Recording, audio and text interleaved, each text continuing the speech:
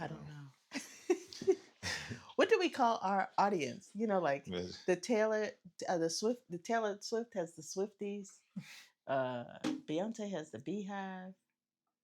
What do we call the first off listeners? Hmm. Well, First offers? first offers. The Off the first first offer offers. on the house? The first offers. The Put your bid in right you're now. You get a house, and you get a house, and you get a house. You get a podcast, you get a podcast. I like that.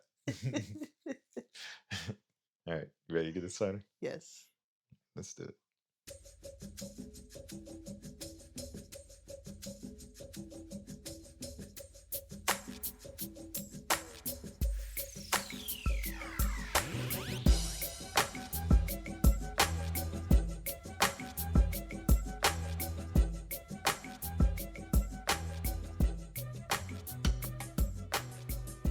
Hey everyone, Hey. I swear y'all. Welcome to another episode of First Off. My name is Joseph Bivens. My name is Sedana Jackson Bivens. Oh, shoot, you're introducing yourself today. I didn't even get a chance to introduce you. Okay, well, that's done. Strong black woman. No, I forgot the formula. Let's do it again. No, it's done. I fucked it up. I got too nervous. I got too nervous. Let's go back. Nope, it's done. Oh It's no, done. I don't have my superlative. That's what I was gonna say. Like I didn't even get to as I was doing it, you started introducing yourself. So it's done. It's done. It's over. It's done. Okay, well, I am here with my handsome, beautiful, courageous, loving. I'll take it. I receive it. Secure. I receive it. Just all around awesome husband. I receive it. Thank you so much. Thank you. There we go. Can I say that therapy is a good thing? Yes. I want to start off by saying that because there was a time when if you were to say all of those things, I'd be like getting like all like uncomfortable, squirming in my seat, and just like I don't know what it is about. I can't speak for all black men, but I can say for myself, it used to be a barrier to receive compliments or praise. I think it's always because in the back of my mind is always something to do and something else to prove, and always this eternal goal of excelling. Gotta keep pushing, gotta keep doing. Nah, I'm not enough. I need to keep pushing and proving that I'm enough. And because you're not enough, you can't even receive compliments of you on your journey to be enough. Right. So not until you complete that journey, this was past Joseph, that you could receive those compliments. Like, oh yeah, you're right. I am innovative. Yeah, like before it was nope, I'm not done yet. I can't. I'm not worthy of those words. I'm not worthy of that praise. I'm not worthy to be seen that way, even by you, even by the person who knows me best. It's like I still wasn't worthy, and so. But now, that worthiness it's more inherent than anything else.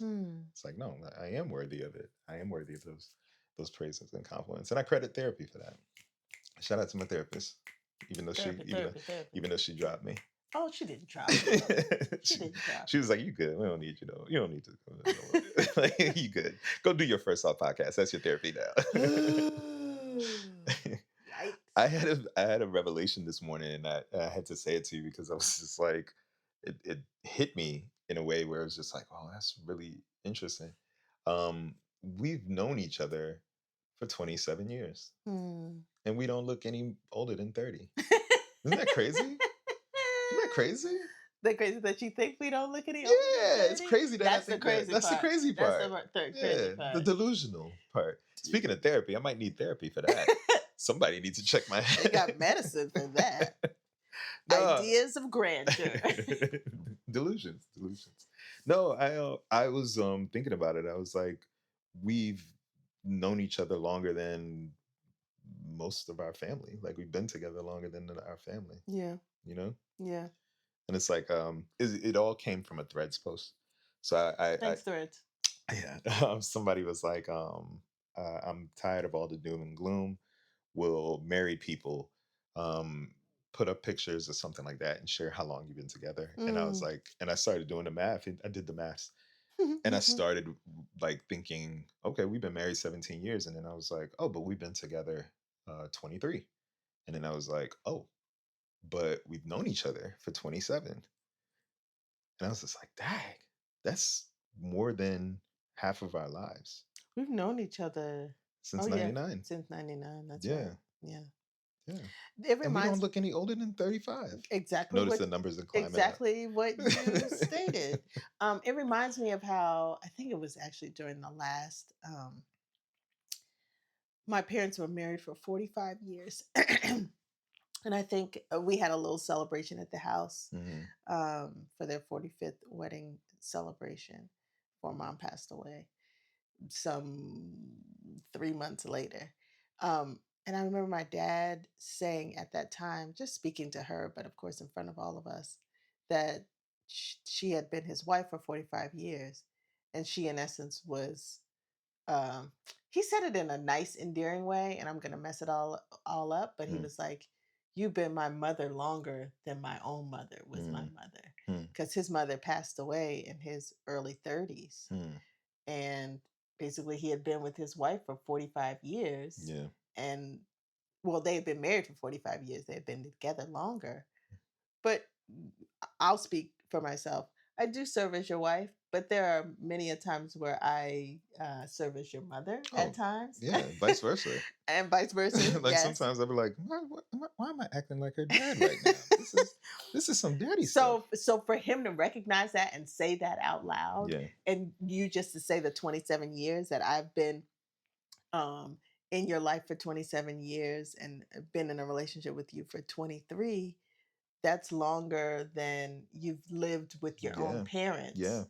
Um, just makes me think about that Yeah. statement that Where he, like my where how my long have parents. you been mothered by your mother Right. versus how long? Because no offense to your mother, but she's not mothering you now No, these she's days. I not. mean, you're a Mm-mm. grown person. She has her own life and Right. intentions, and you have your own life and intentions. Yeah, I mean, truthfully, like it's been like since I was like 17, really, where it's like the mothering thing. I mean, I can't really even say that it was a whole lot of mothering coming from her. It was just more like, mom, Mm. But it's like, but yeah, no, like in terms of that particular aspect, yeah, I can agree with that. Mm. Makes the Oedipus complex a little bit easier to digest. Now, for me, for the 39 years my mom was on this earth, Hmm. she mothered me for 39 years. Mm, mm, Did you call? Did you check in? Now, mm. did you check? Now, Yeah, that's true. mama. That's true. Now, mom. That is true. I And I can hear, loved it and I disliked it at times. Um, but you miss it. oh, and I absolutely miss it. Um, and she, the way that she was with me is the reason why I am the way I am Mm. with my kids and with my sisters and with you Mhm. and with my friends. I'm the youngest, yet I can be quite assertive. So it's interesting that we just organically got onto this conversation because this was one of the questions I was going to ask you Uh-oh. today. Oh, here we go. Ladies and gentlemen, it's time for the Sedona question. um, as a parent now Uh-huh. for some 13 plus years, Hmm. what is it that you model after your parents, Mm, and what is it that you are doing differently from mm, them? mm. These are two separate questions. Yes. What is it that I model? Like that you saw that they did, and you're like, I'm now doing that, and I'm Yeah. doing it because of the influence of them, because of their actions, because of Hmm. their um. Um, I would say that um, I'll break it apart for each parent. My father um, always encouraged us to experiment and to try things. And he would always emphasize like humor and having a good time. Um, I think I inherited that particular thing, where it's just like let's have let's let's make light of this moment because we don't know how much longer we're going to have it. Hmm. Let's cherish these times and make memories and be joyous. I think that I feel like that's kind of like his ethos is just what experience can we have? Okay, you might not enjoy it that much, but it'll be a memory. Hmm.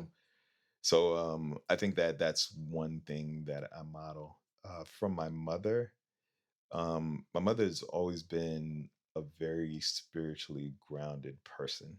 I don't think you really know that side of her unless it's just kind of like the occasional she's going to church and things like that.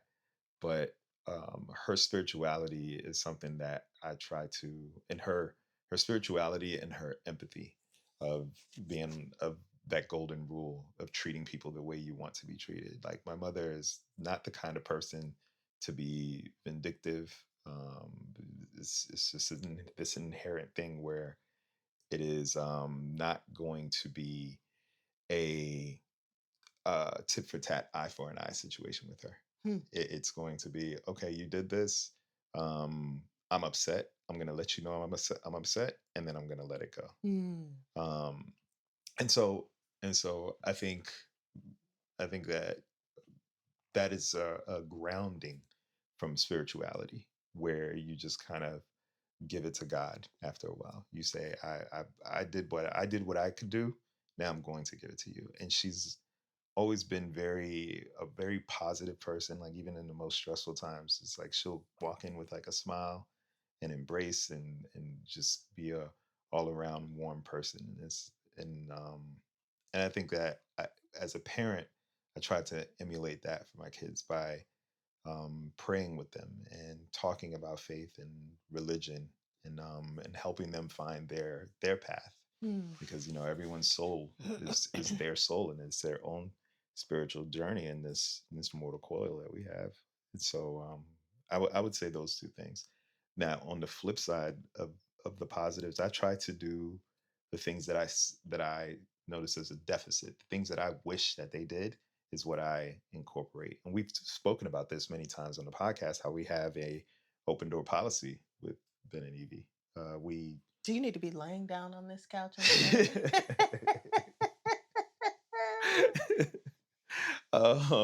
have an open door policy. We make it so that we have conversations with them no matter how uncomfortable it is, and that we make an attempt to let them know that we're always going to be there to answer their questions because we know that the world can be tricky and the world is full of tricksters, and because we've experienced a lot, we want to hopefully help them be prepared for those tricksters in the tricky world.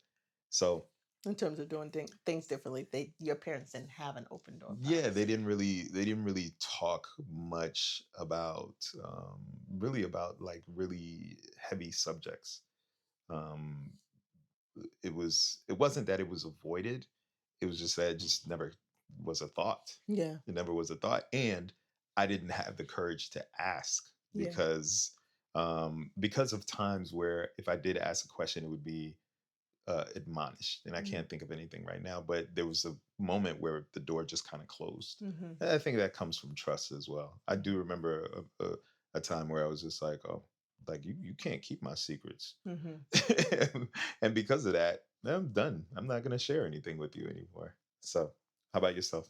Mm, so I would say, and it's like how you broke it up individually. So my mom was a social worker, and so her paid job was to listen to people and to hear them out and to help them come to a what is next for them to do or what's the path that they should go down.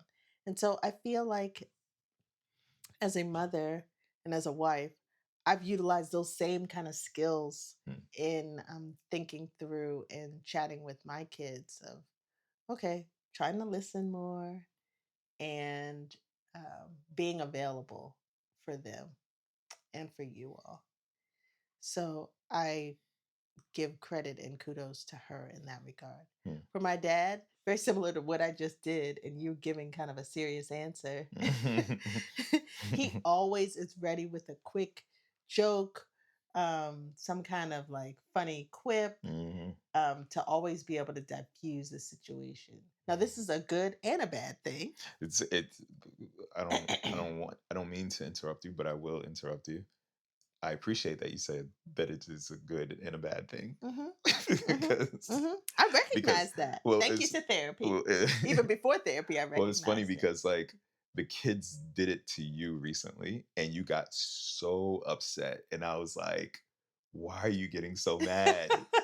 This is you. Like you've trained them to do this. You now do it Oh too. yeah, I know I now do it too. But you got so upset and I'm I think like I genuinely wanted to know the answer to whatever I was asking or whatever was being asked in the and car. they And I was like, why are and they interrupting? they both were like, but you do this. And I was just like, yeah. You were so upset. Yeah. I could see the fumes coming from your face. And I was like, that's it, the Leonardo DiCaprio pointing. Because like whenever you do it to me, that's how I feel. And I was like, there it is. That's it. That's the feeling. That's it. Okay. All right, go Thank you for your contribution. ahead. Yeah, so he's really adept and skilled. And my mother used to do it too, but definitely not as to the large degree that my dad does it. And Mm, so all of us as children have developed that skill, and I definitely use it often.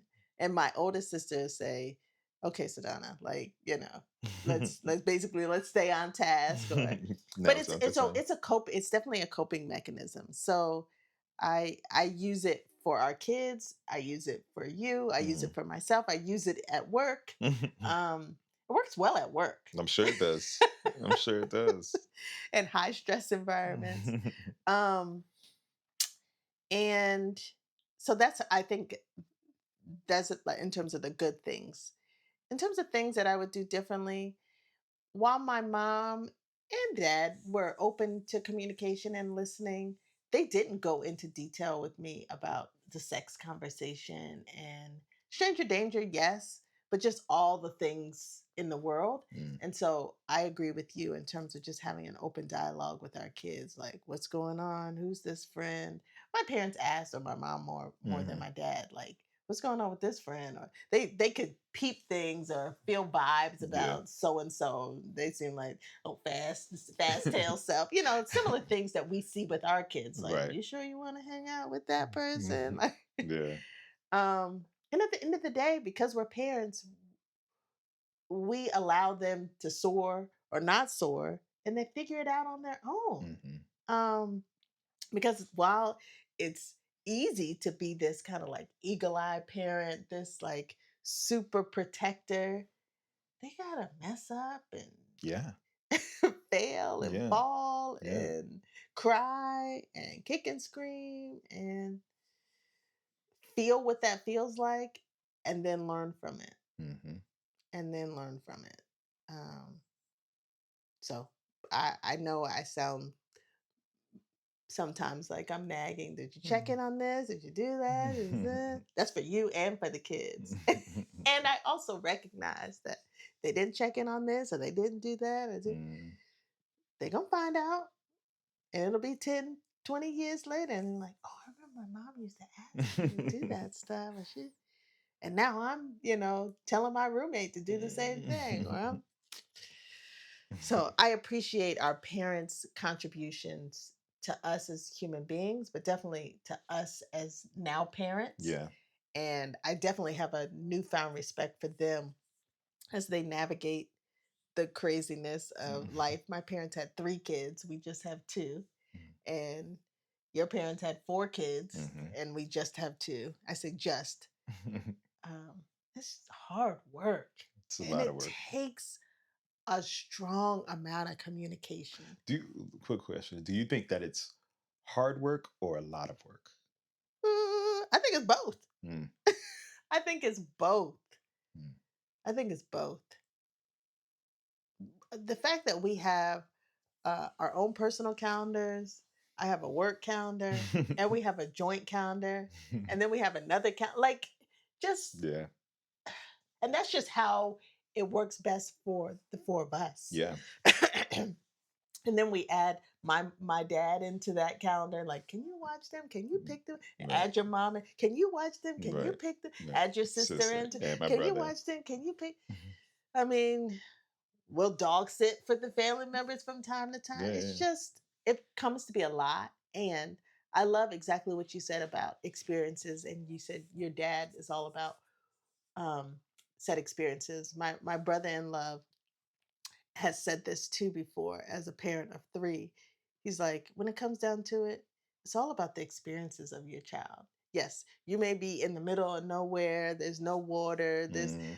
yet you could go dance until it starts raining. Like, and your Mhm. kids will remember you dancing in the rain. Yeah. And not that the car was broken down or there was no gas or it's Mhm. like you want your kids to have rich experiences, whether it be locally or internationally, Mhm. but something to be able to take away and have them to become these uh, human beings that are contributing to themselves and contributing to others. Hmm. So, with that comes hard work, and it's a lot of work Yeah. with that hard work. Yeah. So true. That's so true. So, thank you for sharing and for not crashing out or laying on the couch, like to I'm, be able to answer the I'm question. not apt to crash out. Just but it just to be able to unpack, because a lot of times people will say, "Oh, my parents did a number on me." And so Mm, now I'm here being a parent and I don't know what to do, or I know very little of what to do. yeah. And it's true, there is no manual, there's no instructions. Our parents um took care and parented us in the 80s, which is 80s and And 90s. 90s, Hmm. which is significantly different Yeah. than Then the the 2000s. early aughts and Yeah. it's a totally The roaring different 20s. world. The roaring And the 20s same that we're thing in. and the same thing with their parents. I mean, just thinking about even just affection. Like, Benjamin is super affectionate. Like, when I Yeah. see him in the morning, in the afternoon, he's ready for a hug, always Yeah. happy, which I'm grateful for as a teenager. They're like wanting to still give you hugs. Plenty of families, they aren't affectionate, or parent isn't affectionate. Yeah. And so what do you do when your child is super affectionate but you're not? That's not us. Hmm. But just dynamic differences, Yeah. having to navigate that and figure that out as a parent, and caring for your child the best way that you can. Hmm. Yeah. I agree with you. I think for me it's not necessarily that it's hard work. I think what makes it feel like hard work is the sheer volume of things. And as you were talking, I realized that what it is, it's being a leader of a community. Like you're a leader of a tribe. Like we're both leaders of our tribe, and we're trying to keep our tribe as organized as possible.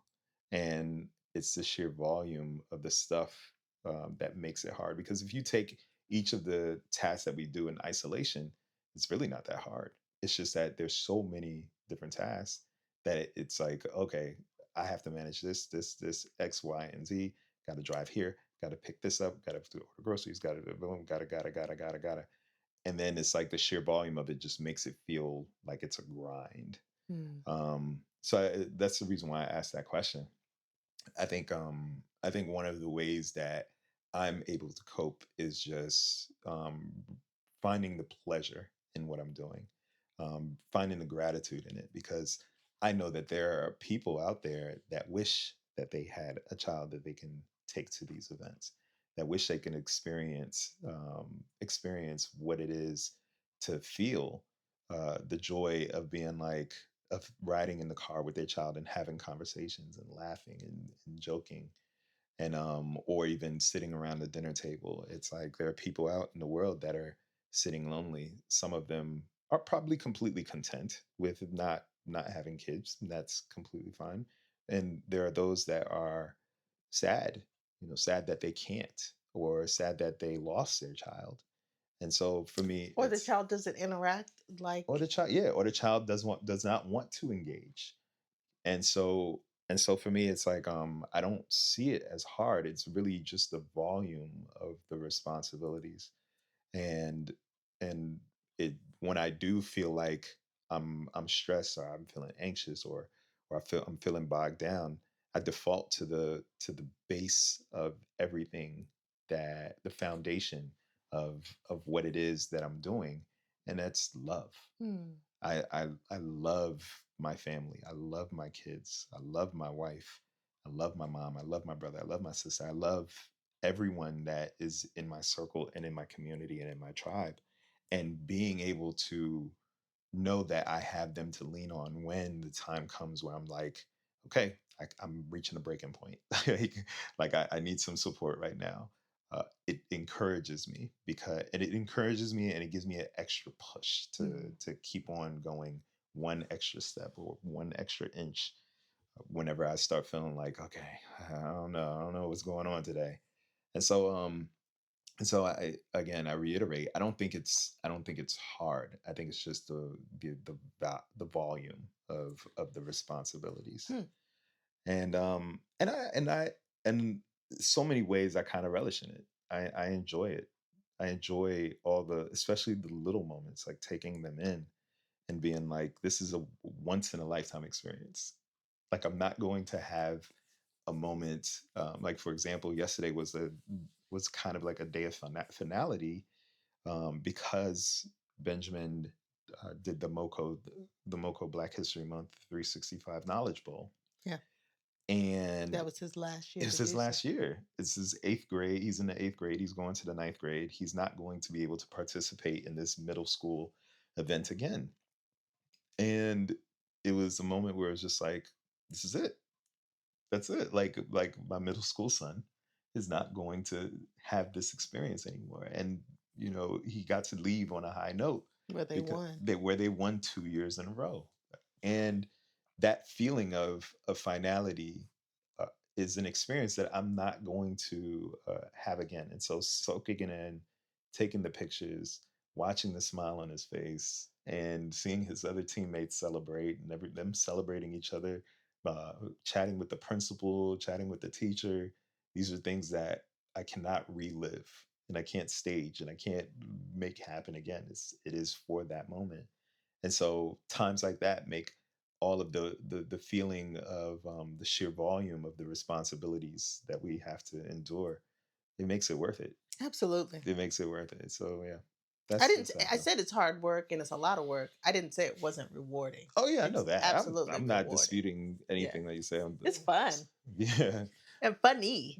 fun and funny, fun and funny. It's a That is, challenge. yep. That is It's what not I easy. definitely agree with that. Fun and funny, fun and funny. You want to go into screen time now? Yeah.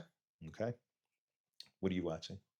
What am I watching? Oh, we saw one episode of each of these two shows. Mhm. So I think I've said this before.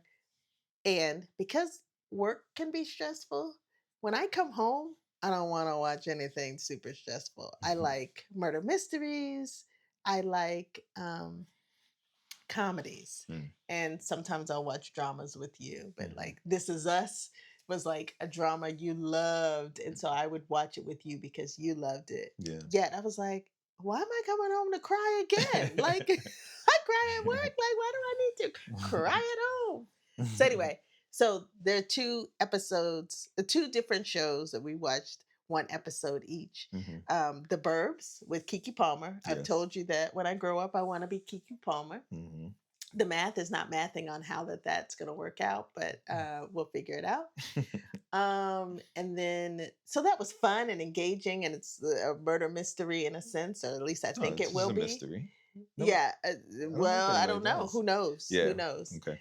But it's from the takeoff of the old Tom Hanks movie Oh my goodness, I of the love the fact Burbs. that the whole time when they announced the show, I was like, how are they going to incorporate Tom Hanks? There's no way they're not going to incorporate Tom Hanks. And they found a way to incorporate Tom Hanks in a way that just made me smile ear to ear. I was just like, that's perfect. Like, no notes. We don't need to do anything else after that. So we just watched the first episode of that, and we watched that with the kids, and so Mhm. they were engaged. So we need to continue with that. And then the second was Scrubs. Mm. So The the re reboot of It's not a Scrubs. reboot. It's well, there's a term for it. Okay.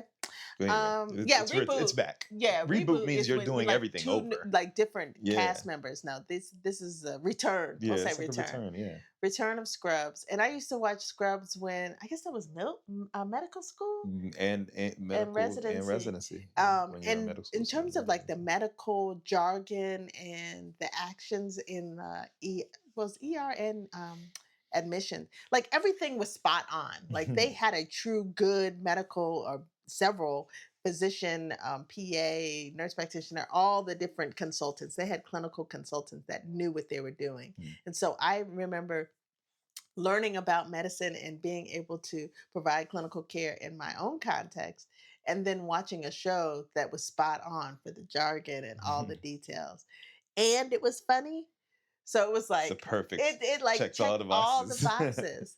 And so I was sad when it went off, and so for it to come back on now, and as a family we're watching the Pit, and so Mm, that's not funny at all. no. That's like true drama. I don't know why I like that show, but it's like really Well, good. I think you like it because it's more about the clinicians and less about the interpersonal drama. Yeah. And the clinical part of it is very on point, Yes, you yes, know. yes. Um, so I would say Scrubs, and we just watched the very first episode, Mhm. and It was a two-parter. it So was a two-parter. two Okay, episodes. but it was funny and it was fun, and it had the same amount of like je ne sais quoi of the previous seasons, and had some of the same characters. Mhm. So those are the two. Both like both checking my boxes of murder mystery type investigation shows, and then comedy.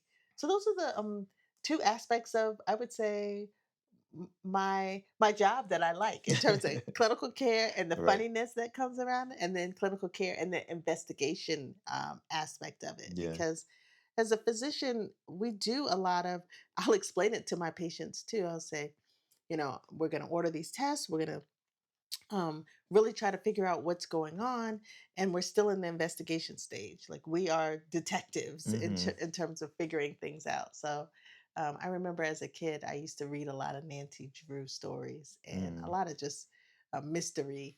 And so even before I knew I wanted to be a scientist and a clinician, just thinking through the reasoning of what comes first and second, and then Mhm. how that has to deal with, okay, maybe why that's the door is broken. And Mm. so yeah, all the things.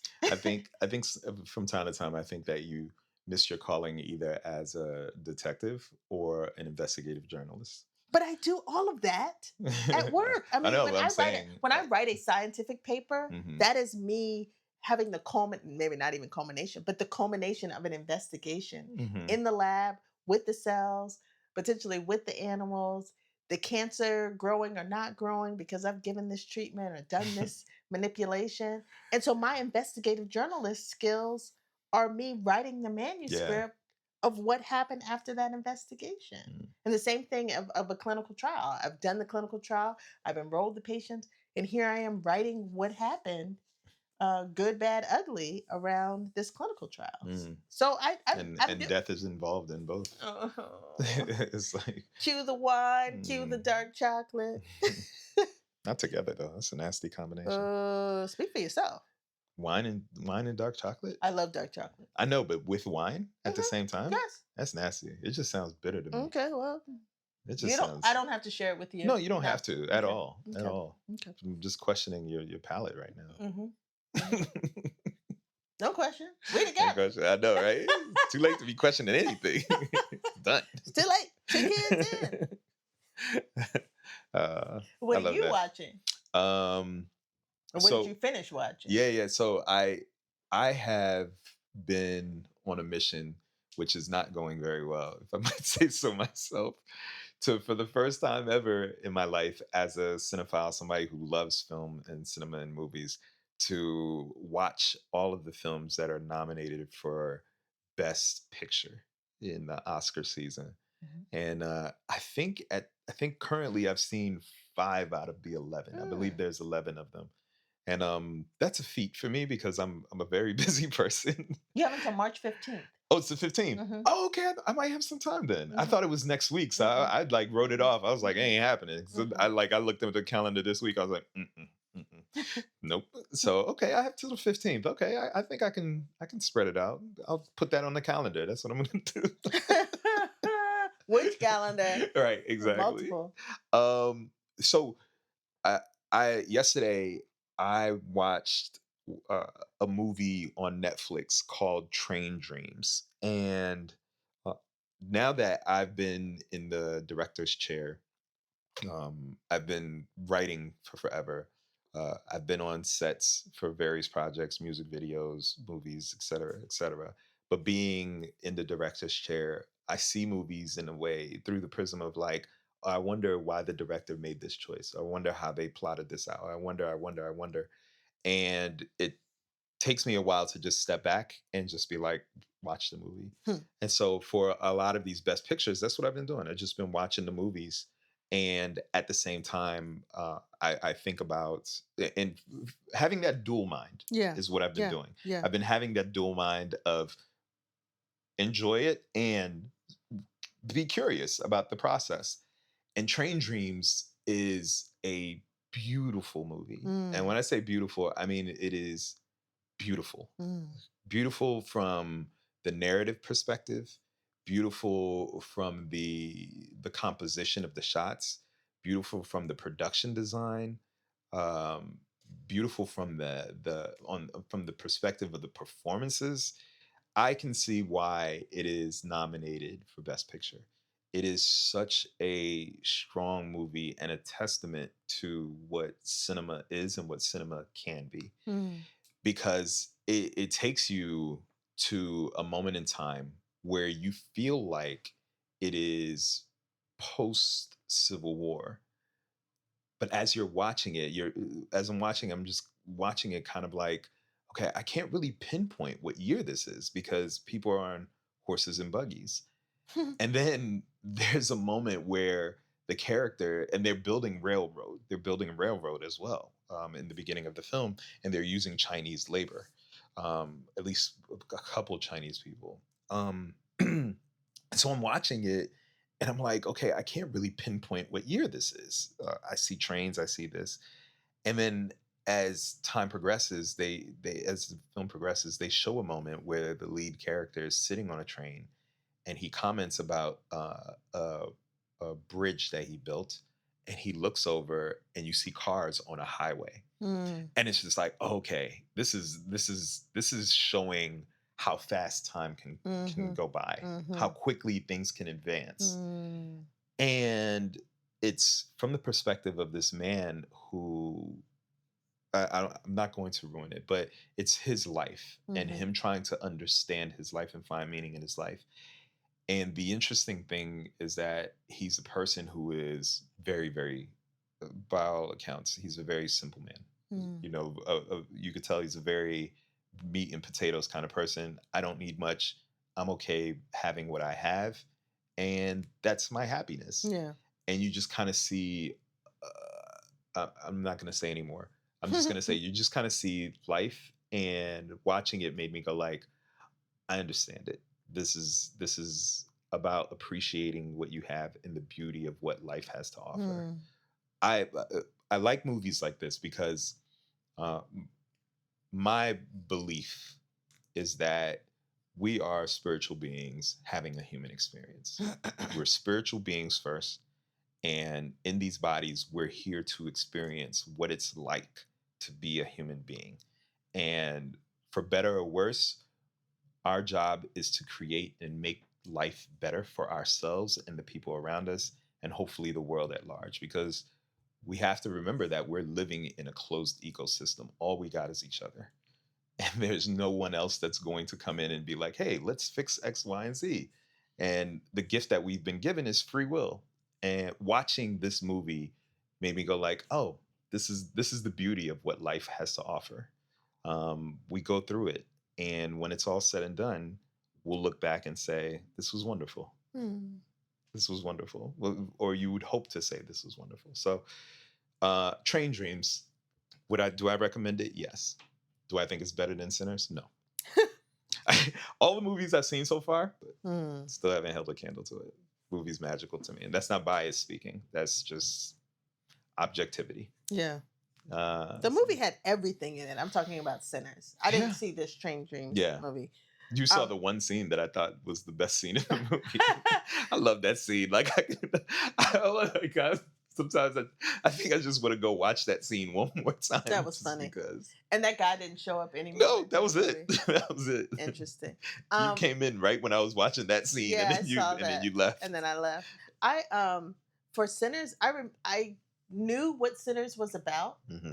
but the very beginning of the film um didn't touch base on the vampire aspect of it. Mm. So it wasn't until things got a little bit creepy, like when Hmm. they showed the main vampire dude Yeah. come in. I was like, oh yeah, this is a vampire film. Like Because you were engrossed I in was the engrossed yeah in the in the era community and the and layer them starting up juke joint. their juke joint and so there was nothing vampire related in the beginning, and like he Hmm. was just setting up the story. Hmm. And so I was like, all in, okay, well, what's this? Okay, there's gonna be a little shootout. There's a like Hmm. it was engaging from the very start. Yeah. That then wasn't even halfway through. It was still the beginning of the movie. I was like, oh yeah, this is a vampire flick. Like, so it had the action, it had the comedy, it had the intrigue. It just the movie was awesome. Yeah. I think that what Ryan Coogler did with that movie, it, the reason why I say it's magical and why I don't think other films are holding a candle to it is because it hits so many notes. All right, so one thing about art is art is supposed to pull you in so that you can analyze yourself as a human being or society at large, okay, while being entertained. Hmm. And that is, it's so tricky and hard to do. And not everybody wants to do that when they're watching something. They No, just want to well, veg out. no, but the thing about it is that the entertainment part is supposed to be the what's on the surface. Everything else is available to you to analyze and to pick apart if you want to. Yeah, I mean they have deep dive videos That's what I'm about saying. every single movie and That's what I'm show. saying. So it's like 10 things you missed about. art does its job when you can watch something and just enjoy it without having to think.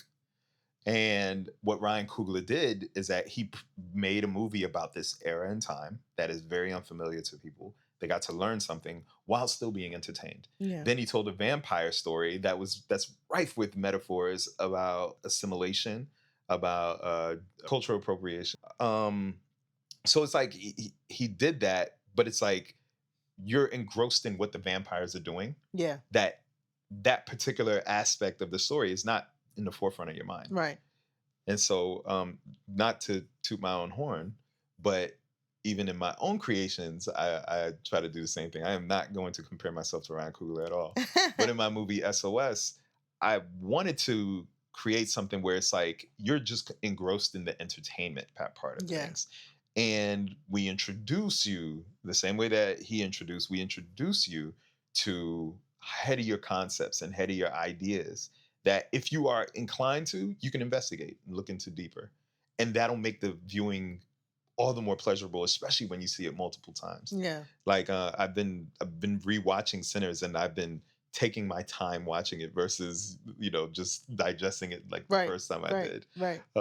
And it's just so much more fun to watch again because you start noticing little things that you did not notice the very first time around Yeah. and things that people are saying that leads to ultimately the vampire aspect of it. So yeah, I think cinema is in very good hands. I just wish more people would start going to the movies again, Mm, which I think is going to happen. yeah. Yeah, eventually. Okay. All right. You know what we didn't do? We What? didn't say what this podcast is about. Yeah. I mean, we can save that for another time. Okay. Sounds good. If people want to know what this podcast is about, just You have to listen to another listen to a podcast. previous episode. That's all you have to do. Okay. Thank you. Thank you for sharing. Thank you for having me. in your life. Thank you guys so much for listening. We really appreciate your time. Um, Please follow us on all the social media platforms. You can find me at Joseph Vivens. You can find Sadana at Sadana Jackson. Sadana oof. _Jackson _Vivens. There you go. On Instagram. You can follow the podcast at First Off Podcast on Instagram. And stay tuned because we're going to start getting the YouTube links up so that you can listen to the podcast on YouTube as well. Yeah. Thank you guys so much for listening. Sadana, do you have any final words of wisdom for the people? If you want to see what we look like, you can go to SOS Saturdays Ooh. on Instagram to see us chit chat more about the Vivens Media productions. Yeah. Go to SOS Movie Official. You'll be able to see the aforementioned movie, the trailer for the aforementioned movie SOS. Yes. As well as what we look like and smiling faces as we talk about all aspects of the movie. Or not smiling faces. Not smiling faces. One thing that I wanted to say is I've had friends and family to reach out to me about this podcast that I hadn't necessarily advertised to them, that they found on their own. And they're like, this sounds really good. Like they enjoy hearing us speak. And so I thought that that was a nice little cherry on the top to the end of this week when I learned of that this week. So I was like, oh, I'm providing some bit of, or we're providing some bit of you forgot fun. About me for a second. You're like, I am. Well, because the person contacted me, so I get you. I understand. So please forgive me. No, it's not. Just providing a little bit of levity to other people's lives. For sure. It's nice to know. That's all. For sure. All right. Everyone be kind to each other. Be nice to each other. Care for each other. Show some empathy. We're going through some very tough times in the world. And hold on to the ones you love because every moment is important. We don't know how long they're going to last. All right? God bless you all. Take it easy.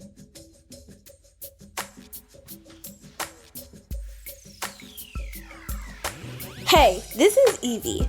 Thanks for listening to First Off, featuring my parents, Sadana and Joseph. Music by Uncle Verse. You can hear more of his music at VERSGBOS on Instagram. That's Verse G Boss. You can find us on Instagram too, at First Off Podcast and at Are You a Fan Yet? Or visit vivensmedia.com. And this outro is done by me, EVEE. Evie, bye-bye!